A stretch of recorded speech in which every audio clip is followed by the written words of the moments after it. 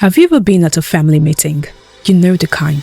The elders are gathered, serious matters are being discussed. Your brilliant aunt, the one who runs a successful company and practically raised half the family, has an amazing idea. She speaks and the room goes quiet. Then, one of the uncles clears his throat and says, "That is a very good point, but let us hear what a man has to say." He doesn't say it to be mean, not really. In his mind, he's just restoring order. But in that moment, an invisible hand, a powerful ancient force, has just shown itself. That invisible hand is called patriarchy. And the feeling you get in your gut, that voice that screams, "But idea was better. Why does it matter who it came from?" Well, that's the stirring of feminism. For the next few minutes, we're going on a journey. We're not going to be using big academic words or quoting philosophers you've never heard of. We're going to talk about us, about Nigeria, about the blueprint of power that has shaped our lives from the moment we were born, and the powerful, beautiful, and often misunderstood idea that is fighting to redraw that blueprint. This is the story of patriarchy versus feminism, the Nigerian edition. Stick with me. So, what really is patriarchy? Forget the dictionary definition. Think of it as the air we breathe. It is a system, a social structure, where men hold the primary power. Men are seen as the natural leaders, the authority figures, the headliners. Women in this system are cast in the supporting roles. It is the default setting of our society. It's in our politics, our homes, our culture. Let's break down where this unseen hand shows up. First, the big stage, politics. They call it the Game of Thrones for a reason. It's rough, it's about power. And in Nigeria, it's overwhelmingly a man's game. We see women as deputies. We have the women leader position in political parties, which is almost like a token role. Designated seats at the kids' table, while the adults make the real decisions. One of the clearest signs of patriarchy in Nigerian politics is how women who step into power are often punished for speaking up and barely represented in the rooms where decisions are made. When Senator Natasha Potioduaha accused the Senate President of sexual harassment in 2025, she was swiftly suspended for 6 months, a move many saw as political retaliation. The message was clear: women who challenge power risk being silenced, and even before they get that far, the numbers tell the story. In the current National Assembly, women occupy barely 4% of seats, despite making nearly half the electorate. It's not a lack of ability or ambition, it's a system built to keep their voices few and their presence token. Now, let's bring it home. The family. The Nigerian family is a primary training ground for patriarchy. It is where we learn the rules. And the number one rule, the man is the head of the home. This phrase is repeated everywhere, from the pulpit to the parlor. But what does it mean in practice? It means the man's decision is final. It means he has the burden of being the primary provider, a crushing weight that destroys many men. It creates a dynamic where a man can feel like a failure if his wife earns more than him. I know a couple, let's call them Ada and Ben. Ada is a top executive at a tech firm.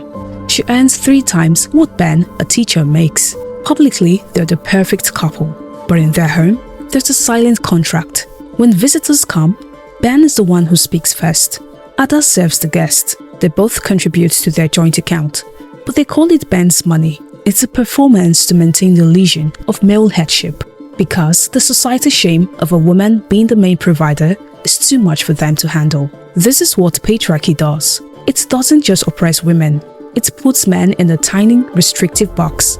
A box where they can't show vulnerability, where they can't be equal partners, where their worth is tied to the size of their wallet. And then, there's obsession with a male child. A woman is praised for giving birth, but she's truly celebrated for having a son. The son carries the family name. The son inherits the ancestral land. The daughter, she's seen as someone who will eventually be married off into another family. Her value is temporary. This thinking is the root of so much pain. Of women staying in abusive marriages just to have a son. Of families being torn apart by inheritance disputes. Culture and tradition, the ultimate excuse. Whenever you question these things, what's the first thing you hear? It's our culture. Our forefathers did it this way. Culture is a beautiful thing, but it's also used as a shield to justify practices that are deeply harmful, especially to women. Let's talk about widowhood rights in some communities. A woman loses her husband, and in her moments of deepest grief, she is subjected to unimaginable cruelty.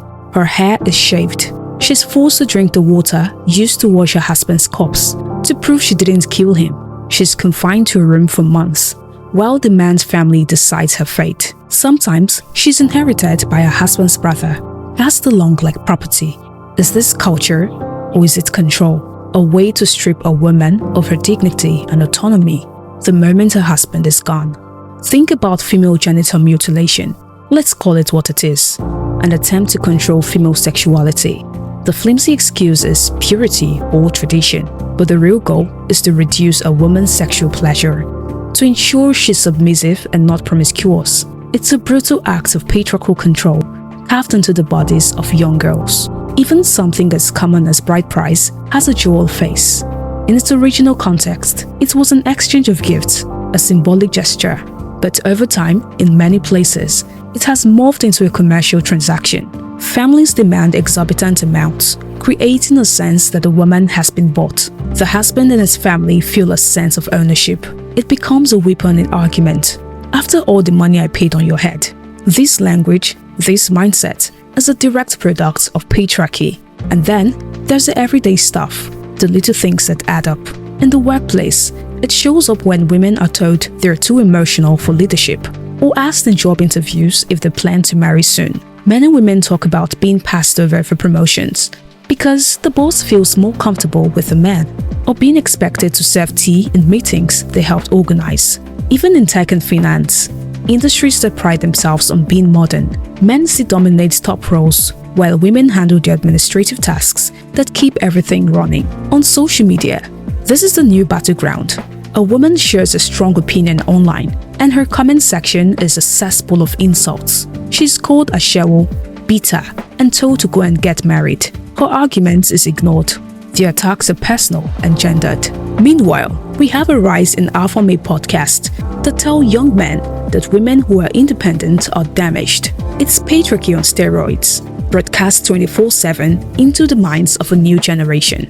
In religion, look at the leadership structures of most mainstream churches and mosques. Overwhelmingly male, the most sacred roles are reserved for men.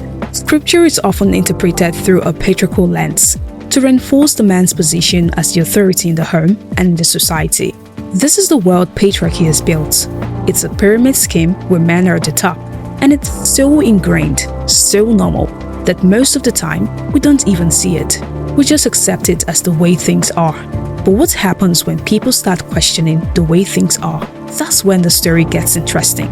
Now, when you hear the word feminist in Nigeria, what's the first image that comes to mind? For many, it's an angry woman on Twitter, probably with colored hair, who hates men. This caricature is deliberate. It's a tool used to discredit a powerful movement, because the truth is, feminism in Nigeria is not new, and it is not about hating men. It didn't start with a hashtag. Long before Twitter, there were women who looked the patriarchy of their day in the eye and refused to blink. Let's talk about our grandmothers, our pioneers. Funmilayo Ransome Kuti. We know her as Fela's mother, but she was a force of nature in her own right.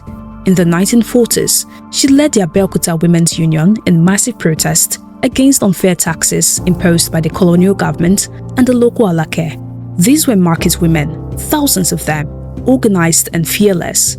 They were fighting not just a colonial power, but a patriarchal system that excluded them from political decisions. That was feminism in action.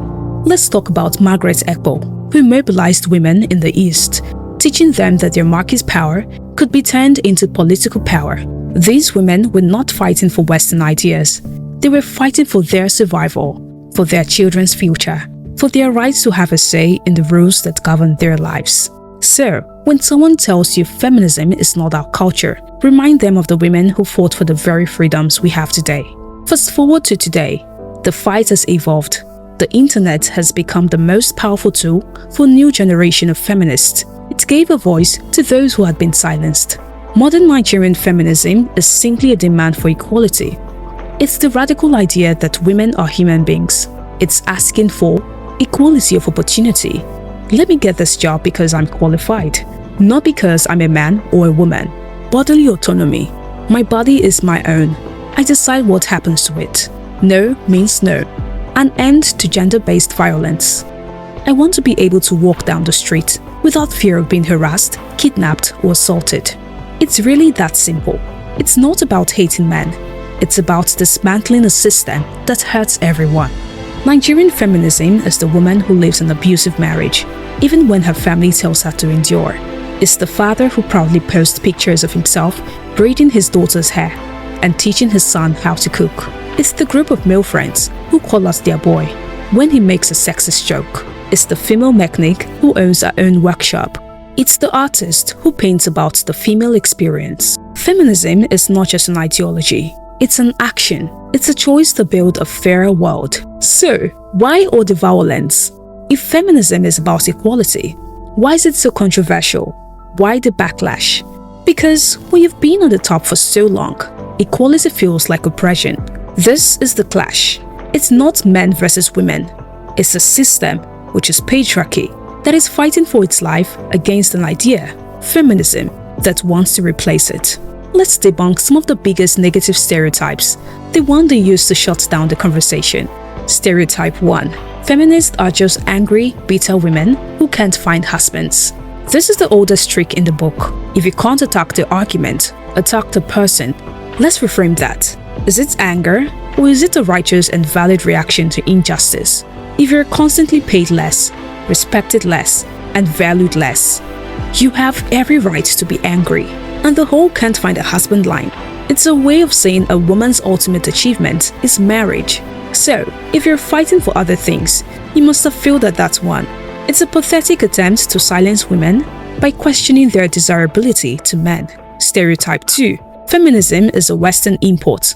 It's not our culture. We've already debunked this with Funmilayo Ransome Kuti. But let's take it further. Is wanting your daughter to go to school a Western idea? Is wanting your sister to be safe from domestic violence un-African? Justice, fairness, and safety are universal human values. Using culture as an excuse to deny half the population their full rights is not preserving culture, it's preserving oppression. Stereotype 3. Feminism wants to destroy the family and make women men. This one comes from a place of deep fear. Feminism doesn't want to destroy the family, it wants to evolve it from a mini dictatorship into a partnership of equals, a team where decisions are made together and burdens are shared. Is a family built on fear and domination stronger than one built on love and mutual respect? I don't think so. And the idea that feminists want to be men is laughable. We don't want to be men. We just want the same rights, freedoms, and opportunities that men have.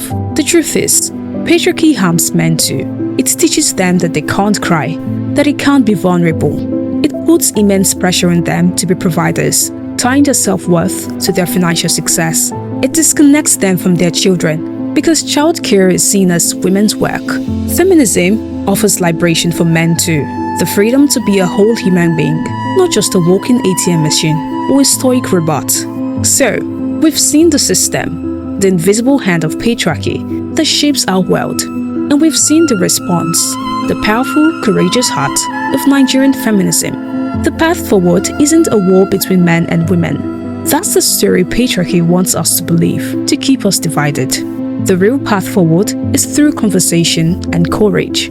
It's the courage to have uncomfortable conversations at the dinner table.